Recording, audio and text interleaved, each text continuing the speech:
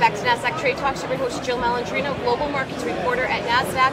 We've been coming to you live from the IDX 2018 conference at the Brewery in London. Joining me for this segment is Bob Cox, who's a Senior Policy Advisor at the Financial Markets Group with the Federal Reserve Bank of Chicago. Thank you so much for joining us here today. Let's talk about IDX. What are some of the key themes that you've heard throughout the conference? So thank you very, very much for inviting me on here, Jill. So we take a very strong interest at the Chicago Fed in systemic risk, and the European derivatives markets are very, very crucial, in the overall risk management framework for the financial system. So we try to maintain a good dialogue with key people in the industry and attend some of the industry events just to get a pulse of what the issues are. I'm really surprised at this conference in particular because perhaps it's because we're in London. What I'm hearing most from people here, and remember, I'm the outsider coming in just kind of listening to what people are talking about. What I'm hearing most from people, though, is they are complaining about sort of a paralysis due to Brexit.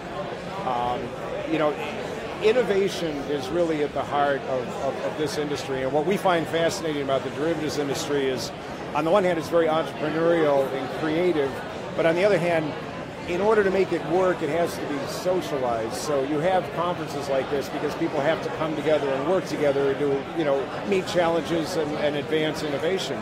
The innovation part seems to be stalling, and what I continue to hear from people is, I would like to be taking a much closer look at distributed ledger technology, for example, and how I can deploy that, make my business better, but instead, I'm doing scenario planning for different outcomes in Brexit, and hopefully this passes, but that seems to be the underlying tone that I'm picking up here today. I've also picked up that there seems to be stalling around MiFID II as well. So it was implemented on January 3rd. They've got all that ready. Now they're trying to figure out how to work with it and how much resources are going towards the regulatory end of the business versus the innovative end, which is the same pattern that you Yes.